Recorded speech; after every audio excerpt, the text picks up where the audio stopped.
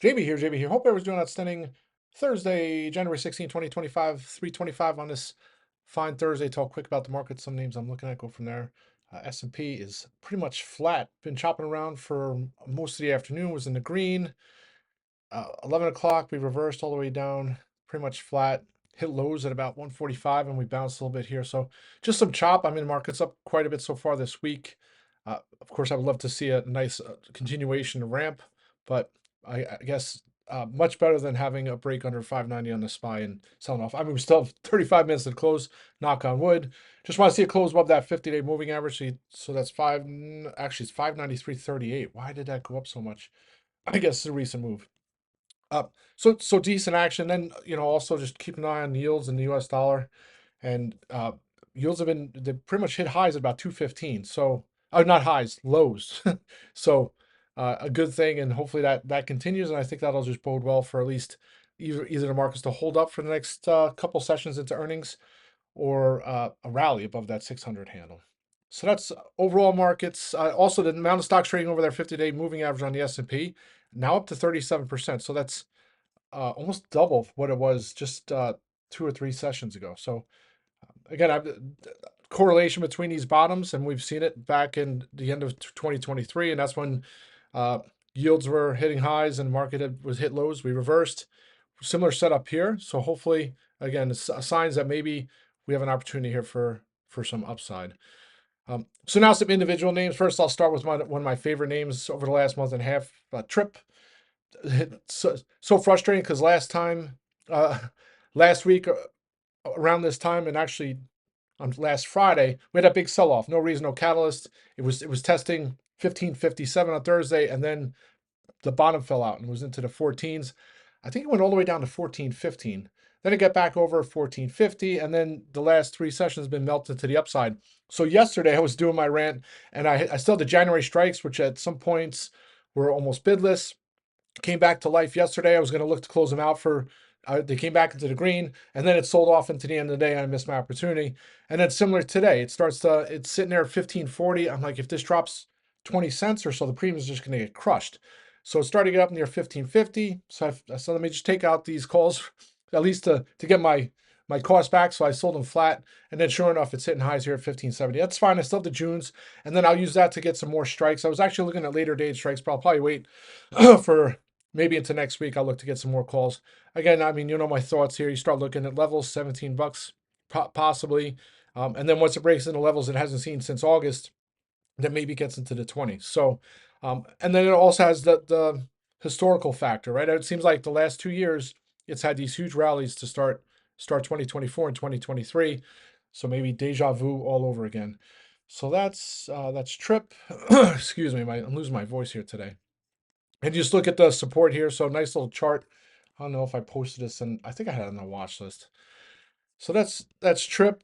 So now Adobe. So you take a look at Adobe in this pincher, and it's starting to spread, right? That the pinch was really tight, and now it's starting to spread, and that's usually when you get the outsized move.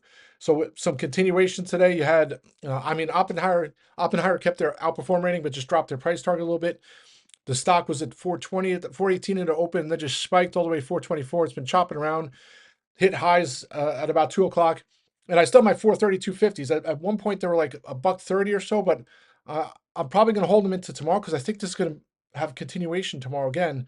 And the 432 50s might be 3, 4, 5 bags.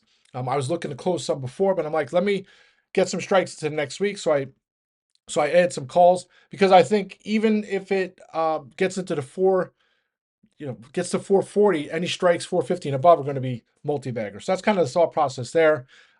And then look at the chart. And first step 440, and then you have gap fills. I'm not saying it's going to go gap fill all the way up to $500, but even at 50-day moving averages of 480. So maybe that's a longer term trade there. And I'll continue to look for opportunities to trade that one for upside.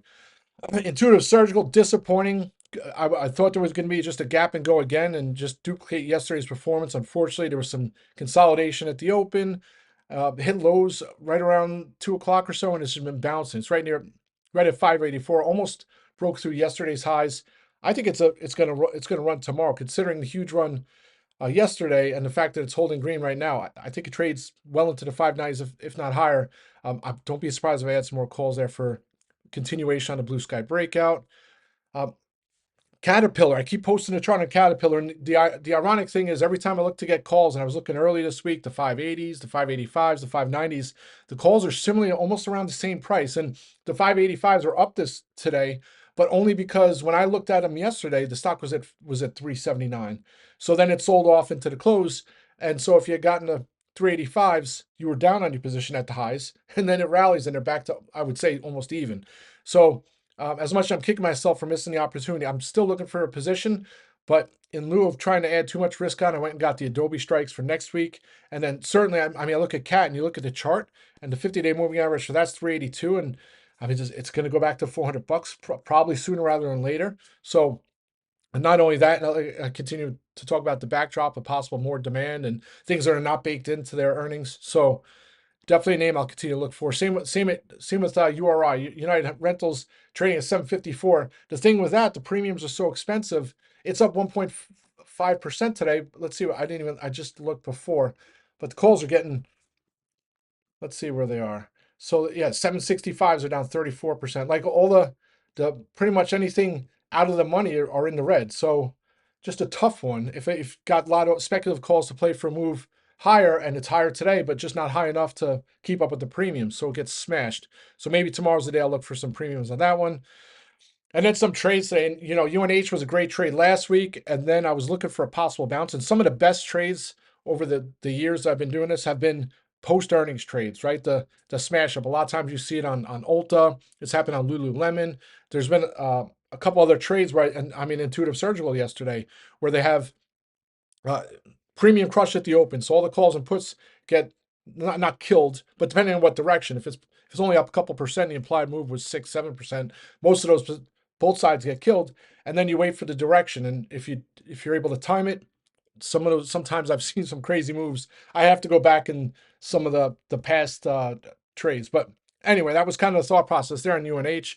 And it looked like it was going to break out all the way up to 540. I got some spec lottos, and then sure enough, it reverses. And obviously, if I went and got the flip side of the position, got puts too, those would have paid as well. But typically, for me, I'm not someone who trades both sides, right? When I get in a position, I try to have conviction or build up a bull or bear case on why I'm adding and what I'm looking for. So I was looking for a move back to at least a bounce into the green. If that happened, the calls would have been up quite a bit, but unfortunately, I didn't pay out. Similarly with the LRX. So this overnight, you had TSM with some great results, and that kind of played into ASML and Lam Research and some of these other names. So if you take a look at the chart, once it started to run, I'm looking at the watch list, and I look at the chart. I say, wow, if this breaks 85, I mean, well, 84.50 or so, it's going to really start to go. So got the out of the money calls look very inexpensive on a risk reward basis for that possible breakout. So I went and got those spec calls, and unfortunately, those aren't playing out either. But tomorrow's another day. I mean, going to need a large move tomorrow, but I'll continue to watch for that one because I think once it breaks 84.50 or so, it's off to the races.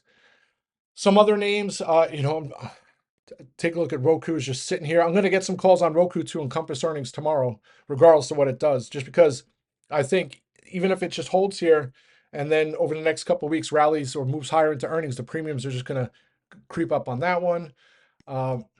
Funny, I just posted about Spruce Point Capital. I think I was talking about him yesterday, but Spruce Point Capital is one of my old friends. I would say my old friends, but it seems like every day he comes out with a short piece, and it's like he tries to throw as much stuff on the wall, and eventually it'll stick, right? And maybe he's got some right. I don't know, but I remember he did it on what did he do? Did he do Cintas, right? CNTS. He's done so many different ones. I can't even go after. He's done AVAV. So one of my favorite names back in it, well, still is, but AeroVironment, however you pronounce it, AVAV. They do the drones. He had that when it was like $60. He said it's a fraud going to zero. The list goes on and on. But of course, today he's preying on robotics, right? Is a PRCT? What's that one I was posting here? And it didn't even move the stock when it came out with this piece. I didn't even read it. But it's just funny how some people are really good with the shorts because they do a lot of work, and others just do a fluff piece and then hope they get the little move so they can sell their puts or shorts or what, or cover their shorts or what have you. I'm trying to think of some other things here. I want to get convicted in some of my top five names. I keep looking of, ever got hit with the insurance whole landscape as a whole, because it seems like any name in the insurance landscape got hit, regardless if they actually have the possible, uh, you know, that they might get hurt, or they have a position that their business might be impacted by that. And meanwhile, EverQuote is pretty much car insurance, and they don't hold any of it. They don't do the premiums. They don't hold so they don't pay out the claims. Just crazy stuff. And then you take a look at Lemonade today. One of those days that one's gonna squeeze. I'm trying to think of some of the other names. I was like Cat, URI. Um, I think that's it for now, folks. Be waiting for this market to get interesting. Yeah. That's it, folks. Let's have a great afternoon. I'll be back rock and roll.